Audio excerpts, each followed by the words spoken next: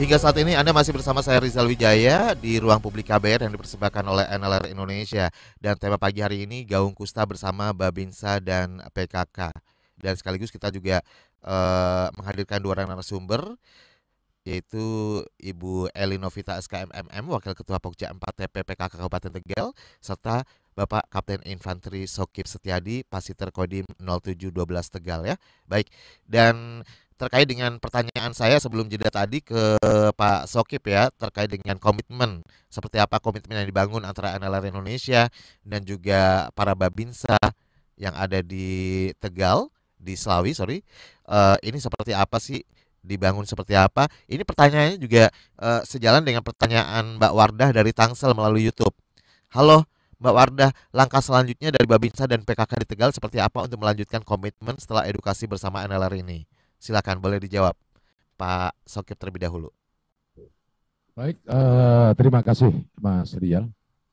Jadi dari apa yang kemarin roadshow yang sudah kita ikuti, memang kami kemarin mengirimkan beberapa perwakilan, setidaknya dalam satu wilayah Koramil itu ada perwakilan dan kemudian ada yang kami sendiri juga ikut hadir di sana. Sehingga edukasi pembelajaran bagaimana terkait masalah penanganan kusta yang ada di wilayah Tegal ini, terutama di wilayah Tegal ini kami kumpulkan. Jadi setelah mendapatkan edukasi dari kegiatan yang kemarin roadshow kemarin, mereka kami kumpulkan, kemudian mereka juga kami berikan tutor bagaimana yang lebih efektif, efisien dilakukan para babinsa yang ada di wilayah untuk menjalin kerjasama dalam penanganan kasus kusta ini. Sehingga apa yang kami terima kemarin dalam kegiatan roadshow itu, kemudian kami jadikan satu, kami satukan persepsi, kemudian kami berikan edukasi pembelajaran kepada para babinsa untuk segera dilaksanakan sosialisasi untuk dilaksanakan bersama-sama yang di wilayah masing-masing daerah. Contohnya kalau dan Ramil itu kan ada beberapa desa. Satu Ramil itu kan ada terdiri dari sampai 15 sampai 20 desa. Nah, dari beberapa kegiatan itu nanti Babinsa sekaligus berkoordinasi dengan nakes, relawan kesehatan yang ada di wilayah, kemudian kader-kader kesehatan, dinas kesehatan, itu bersama-sama. Nah, bagaimana perannya Babinsa untuk bisa menyampaikan edukasi itu yang tadinya kita terima dari satu pusat bisa menyebar ke seluruh wilayah. Nah, ini kami laksanakan bersama-sama dengan kegiatan para babinsa di wilayah desanya masing-masing. Kemudian kita berikan edukasi pada warga masyarakat terkait bagaimana mengenali penyakit awal kusta itu, bagaimana ciri-cirinya, bagaimana kalau ciri-ciri ini sudah ada dampaknya kepada keluarga dan masyarakat yang ada di sana. Tentunya kami juga bersama-sama dengan Puskesmas untuk penanganan kegiatan ini.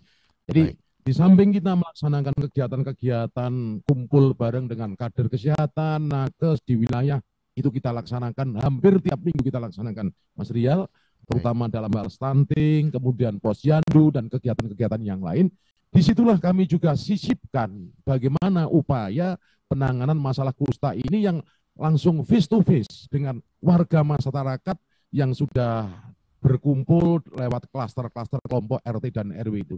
Insya Allah kalau ini semuanya bisa berjalan dengan baik, saya yakin semuanya bisa berjalan dengan lancar dan mungkin di Tegal penderita kusta semakin hari semakin berkurang. Demikian Mas peran yang kami lakukan di wilayah. Baik, pasien kusta akan semakin berkurang ya.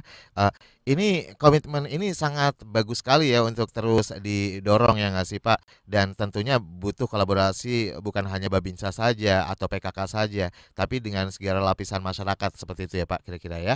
Oke, kalau dari Ibu Eli, apakah menyiapkan strategi khusus nih untuk menjalankan komitmen ini, misalnya seperti yang dilakukan NLR melalui roadshow leprosi kemarin ya, ada metode yang memang dibikin seringan mungkin acaranya, kegiatannya, seperti apa? Ada strategi nggak sih buat kedepannya nih, Bu Eli? Halo Bu Eli, Bu Eli masih di mute ya, mohon maaf. Ya Ya, silakan. PKK sama kita punya jaringan sampai ke Dawis, tetapi memang belum ada rencana yang eh, strategis dari PKK sendiri, karena selama ini memang PKK itu selalu digandeng. Mas Rizal, kita itu selalu digandeng. Jadi kalau ada yang gandeng, oke lah, kita selalu akan jalan. Tetapi kita juga tentunya akan menyusun rencana program, karena kebetulan nanti tanggal 19 kita ada raker ya, rapat kerja yang nanti akan dihadiri oleh PKK tingkat kecamatan, dan itu akan kita masukkan dalam program kerja. Jadi program kerja kita di tingkat kabupaten akan kita masukkan, dan nanti akan diadop, ditangkap oleh tingkat kecamatan. Begitu juga selanjutnya tingkat kecamatan nanti pun akan menyampaikan kalau memang itu menjadi program prioritas, nanti akan diagendakan dalam suatu kegiatan. Tetapi untuk membuat acara sendiri itu kalau PKK selama ini dan tidak punya anggaran. Jadi kita selalu digandeng. Kalau kita digandeng, insya Allah kita siap. Mungkin nanti pesan ini juga bisa sampai ke ini ya, Dinkes gitu ya Ibu ya, supaya nanti atau dibantu sama Pak Danramil ya, Pak Danramil ya, supaya nanti selalu akan kegiatannya continue nih ya kan, sustain di Slawi Tegal. Baik, ada beberapa pertanyaan juga ini ke Ibu Eli. Ada kendala terbesar dalam edukasi kusta kepada ibu-ibu, Bu? Biasanya ibu-ibu kan mudah termakan hoax, apalagi udah masuk grup gitu ya, grup keluarga. Ini dari Latifah Kusuma. Terima kasih Latifah Kusuma. Iya. Jadi betul Mas Rizal, bahwa banyak sekali sebetulnya kendala. Yang pertama tentunya tadi yang utama itu masih ada anggapan yang keliru ya masyarakat tentang penyakit kusta ini. Ini kita berusaha untuk menghilangkan stigma bahwa penyakit kusta terutama itu yang banyak karena kutukan, itu yang utama. Kemudian anggapan yang keliru masyarakat tentang bahwa penyakit kusta itu menular. Menular, begitu kita nempel nanti langsung tertular ya gitu. Kemudian tadi yang kedua, banyak berita hoax ya hoax itu yang harus ditepis gitu. Kita harus punya strategi untuk bagaimana sih menepis hoax itu, karena hoax itu lebih cepat diterima, yang negatif itu lebih cepat diterima daripada informasi yang positif. Itu yang menjadi kendala kami. Kemudian betul untuk penyampaian atau sosialisasi itu belum terstruktur dengan baik, belum ada sistem untuk evaluasi. Misalkan kita itu sebatas menyampaikan informasi-informasi, tapi kita tidak ada evaluasi sejauh mana masyarakat bisa menerima informasi yang sudah kita berikan. Jadi itu menjadi kendala. Jadi evaluasinya itu belum jelas. Saya kira itu kendalanya. Baik, mungkin NLR mungkin bisa datang kedua kali ke Slawi Tegal gitu ya Ibu ya, untuk lebih ini lagi, lebih mantap lagi untuk kedepannya ya Ibu ya. Ya Pak. Jadi nanti berharap evaluasinya yang kemarin pesertanya kita dievaluasi seberapa besar sudah memberikan informasi kepada masyarakat. Baik. Dan bagaimana penerimaan masyarakat. Oke. Tapi terkait dengan stigma Ibu, ini bisa digambarkan stigma di sana sendiri seperti apa sih? Sekuat apa gitu loh stigma yang diberikan oleh masyarakat sekitar terhadap pasien kusta atau YPMK, orang yang pernah mengalami kusta? Ya, ini bisa